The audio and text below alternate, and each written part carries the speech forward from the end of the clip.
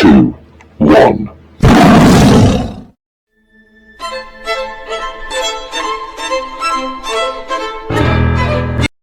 Hi guys.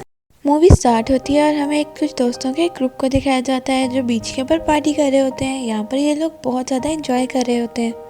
कोई dance कर रहा होता है तो कोई सिंगिंग कर रहा होता है। इधर ही बीच पर इनको एक अजीबोगरीब सी चीज़ नज़र आती है। ये लोग उसके साथ भी मजाक करने लगते हैं और उसको उठा कर फेंकते हैं और उसको काफ़ी तरह डिस्ट्रॉय भी कर लेते हैं। ये लोग नहीं समझ पा रहे होते ये क्या है। ये लोग सिर्फ और सिर्फ अपनी मस्ती में इसको डिस्ट्रॉय कर देते हैं। अब इनको पार्टी करते हुए बहुत ज़्यादा रात हो जाती है तो ये लोग घर जाने के बजाय उधर ही अपनी गाड़ियों में रेस्ट करने का सोचते हैं और वहीं पर रात गुजार देते हैं। अब हमें एक गाड़ी में कुछ दोस्तों के साथ एक लड़की को दिखाया जाता है जिसका नाम मार्शा होता है। यहाँ पर इस लड़की की बहुत ज़्यादा तबीयत खराब हो रही होती है और इसको वॉमिटिंग भी हो रही होती है। इसके दोस्त ये समझते हैं कि ये सब कुछ कल रात के बियर पीने की वजह से हो रहा होता है, लेकिन मार्शा कहती है कि उसको अच्छा नहीं लग रहा और वो समझ नहीं पा रही होती कि उसको क्या हो रहा है। दूसरी तरफ एक लॉज के ऊपर से एक लड़की एक बर्ड को देखती है।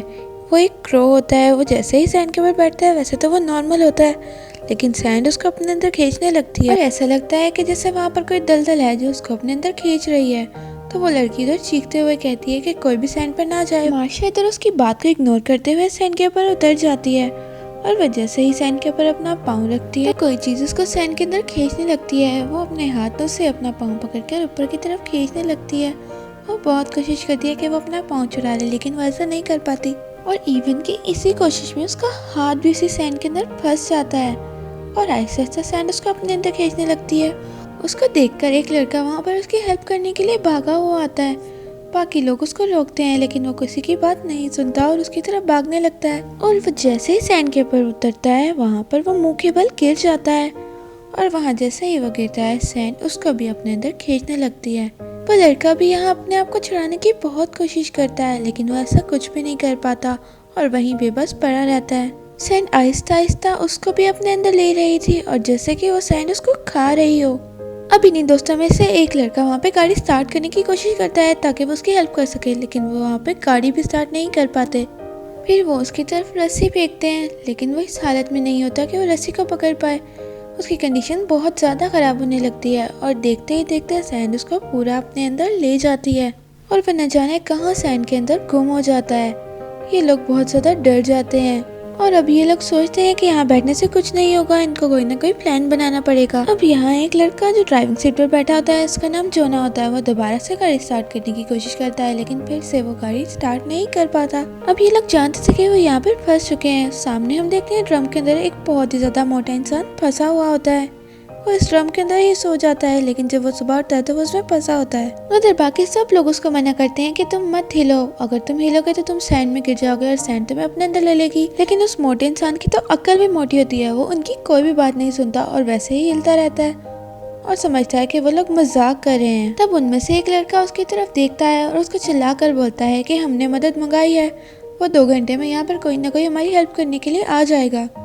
हालांकि उसने ऐसा कुछ नहीं किया था, वो बस उसको तसल्ली दे रहा होता है और वो मोटा आदमी वहाँ पे मान भी जाता है। अब ये लोग यहाँ सोच रहे होते हैं कि सारी रात उन्होंने इसी सैंड के ऊपर गुजारी है, तब तो कुछ नहीं हुआ, तो ये अब क्या हो रहा है और ये सैंड के अंदर क्या चीज़ है जो इनको इस तरह खा रही है और अपने अंदर खींच रही है। अब ये लोग यहाँ पर बहुत ज़्यादा डर चुके थे और इनको समझ नहीं आ रही थी कि अब उनको क्या करना चाहिए। और अब ये लोग सब बहुत प्यासे थे क्योंकि इनके खाने पीने का सामान भी दूर एक टेबल पर रखा हुआ था। अब ये मोटा इंसान इधर फिर से चीखने लगता है कि सूरज की वजह से मेरी स्किन जल रही है। तो वहाँ से एक लड़का उसकी तरफ सनस्क्रीन फेंकता है और वो सनस्क्रीन को अपने ऊपर लगा लेता है, जिसको थोड़ी देर के लिए उसको सुकून मिल जाता है। अब इधर इनको रियलाइज होता है रात को वो जिस चीज को डैमेज कर रहे थे, जिसका मजाक उड़ा रहे थे, वो कुछ और नहीं एक अंडा था और उसको उन्होंने डैमेज कर दिया था और अब उसमें जो भी क्रिएचर था वो सैंड के अंदर है और वो ही उनको नुकसान पहुंचा रहा है। अब उधर उनमें से एक लड़की वहाँ पर एक चीज उठाकर सैंड में फेंकती है और वो देखती है सैंड ने उसको भी अपने अंदर एब्जॉर्ब कर लिया है।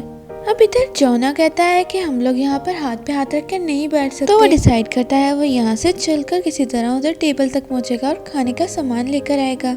अब वो वहाँ से अपने स्केट बोर्ड इकट्ठे करता है और उसको सैंड के ऊपर रख देता है।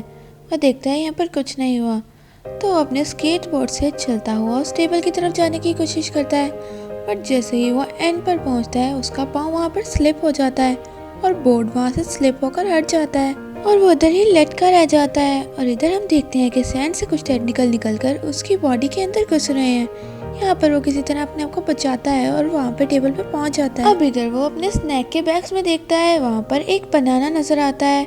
उसको उठाता है और खा लेता है, लेकिन उसको खाते ही उसको वॉमिट होना शुरू हो जाती है और वो अपने पेट की तरफ देखता है तो वहाँ पर बहुत ज़्यादा इंजरी हुई होती है और बहुत बड़े बड़े जख्म हुए होते हैं।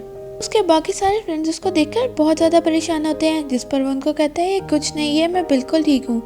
और वहाँ पर स्नैक्स के शॉपर में से उनके लिए पानी लेकर फेंक देता है ताकि जो कोई भी प्यासा है वो एटलीस्ट पानी तो पी ले। अब उसको अपने पेट में बहुत ज़्यादा दर्द होने लगती है और उसके पेट में से ब्लीडिंग भी स्टार्ट हो जाती है। तो वो यहाँ पर खुद को संभालता है और सोचता है कि वो वहीं पर रुक जाएगा और वहीं पर वो स्टूल के ऊपर लेट जाता है। अब इन्हीं फ्रेंड में से एक लड़की को याद आता है कि उन सबके सेलफोन्स डिग्गी के अंदर हैं। अगर वो किसी तरह डिग्गी खोल लें तो वो उसमें से अपने मोबाइल्स निकाल कर हेल्प बुला सकते हैं, लेकिन गाड़ी के अंदर बैठे बैठे ये बिल्कुल भी पॉसिबल नहीं था। अब वहाँ पे ब्लॉन्ड हेयर लड़की वहाँ पर डिग्गी में से मोबाइल निकालने के लिए रेडी हो जाती है। दूसरी लड़की उसका हाथ पकड़ती है ताकि वो सैंड में ना गिर सके, लेकिन वो यहाँ पे कामयाब नहीं हो पाते। तो वो लड़की उसके हाथ पर एक कपड़ा बांध देती है ताकि वो सैंड के अंदर ना गिर सके।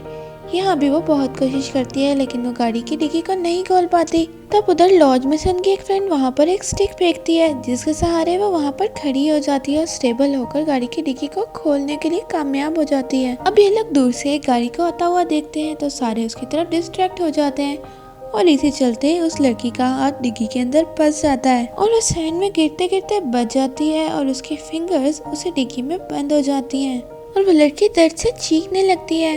अब हमें दिखाया जाता है गाड़ी में कोई और नहीं, इस एरिया का सुपरवाइजर था, जो कहता है कि आजकल की न्यू जनरेशन के लोग ड्रग्स लेकर पता नहीं कैसी हरकतें करते हैं। यहाँ पर ये सब लोग सुपरवाइजर को चीख कर बता रहे होते हैं कि वो गाड़ी से मत उतरे क्योंकि वहाँ पर सैंड में खतरा है, लेकिन सुपरवाइजर उनकी बात नहीं सुनता और उतर जाता है और यहाँ पर लकीली उसको कुछ भी नहीं होता और वो सैंड पर इजीली चल पा रहा होता है। अब इधर वो जोना को भी देखता है और देखता है कि उसका पेट काफी ज्यादा जख्मी है और वो पूछता है कि ये सब कुछ कैसे हुआ है और साथ ही साथ वो उस मोटे को भी बाहर निकालने की कोशिश करता है, लेकिन उसका वजन इतना ज्यादा था कि वो ऐसा अकेले कुछ भी नहीं कर पाता और बोलता है कि मेरी टीम थोड़ी देर में आ रही है, वो तुम लोगों की मदद करेगी। अब इधर वो उस लड़की को भी देखता है जिसका हाथ डिग्गी में फंसा हुआ होता है, लेकिन वो उसकी मदद नहीं करता। अब वो सब लोग उसको समझाने की कोशिश करते हैं कि वो सैंड पर नहीं उतर सकते हैं, सैंड उनको खा रही है, लेकिन यहाँ पे इंस्पेक्टर उसकी बात नहीं सुनता।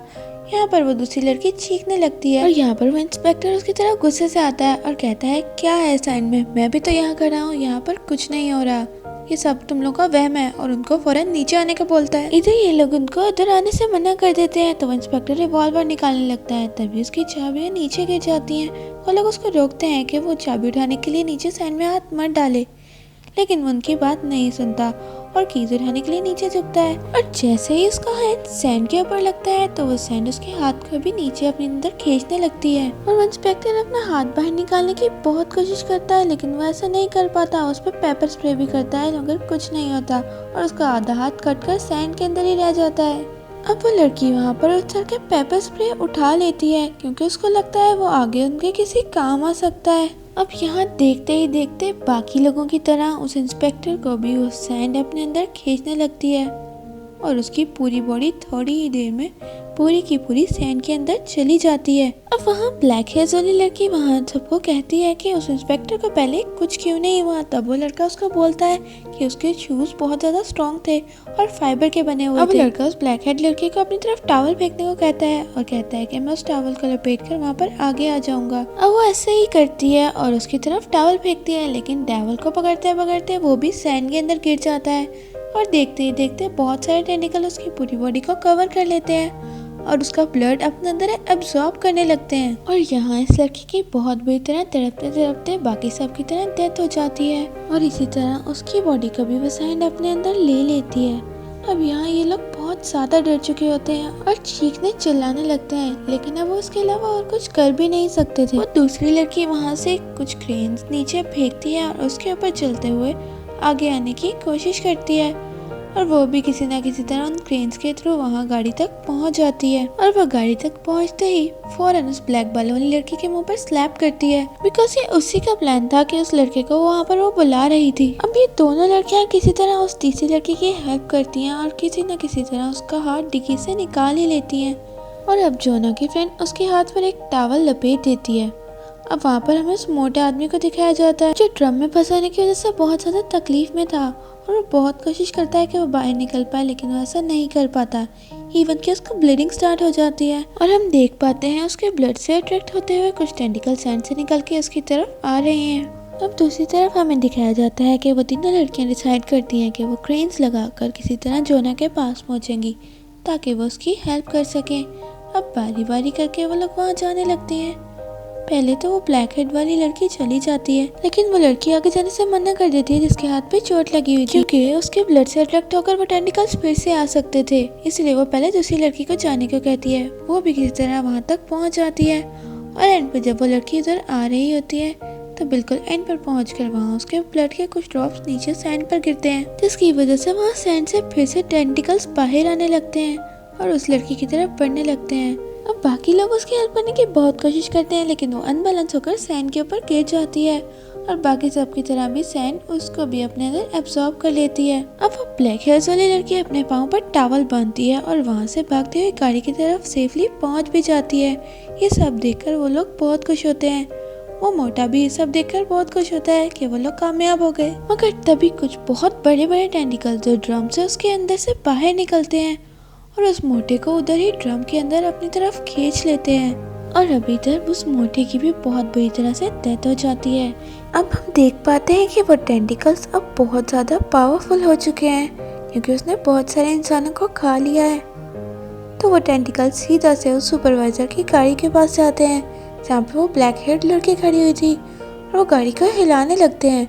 वो लड़की वहाँ पर गिरकर बेहोश हो जाती है। अब यहाँ पर सिर्फ और सिर्फ एक ही लड़की बची थी और बाकी सबकी हालत तो बहुत ज़्यादा ख़राब थी। किसी का पेट जख्मी था तो कोई बेहोश हो चुका था।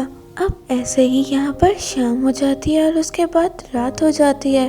रात होते ही उस ब्लैक हेयर लड़की को होश आ जाता है और वो वहाँ पर एयर बाथ बिछाकर उन लोगों को वहाँ से निकालती है। अब जब लास्ट वाली लड़की गाड़ी में जाने लगती है तो वो टेंटिकल्स फिर से बाहर आ जाते हैं और गाड़ी के दरवाजे को बंद कर देते हैं और सरप्राइजिंगली इस बार वो टेंटिकल्स ग्लो कर रहे थे और जाहिर है कि वो बहुत ज़्यादा पावरफुल हो चुके थे। अब वो लड़की बगैर कोई देख के गाड़ी के ऊपर चढ़ जाती है जहाँ पर से वो एक गैसोलीन का टैंक उठाती है, लेकिन वो टेंटिकल उससे वो छीन लेते हैं।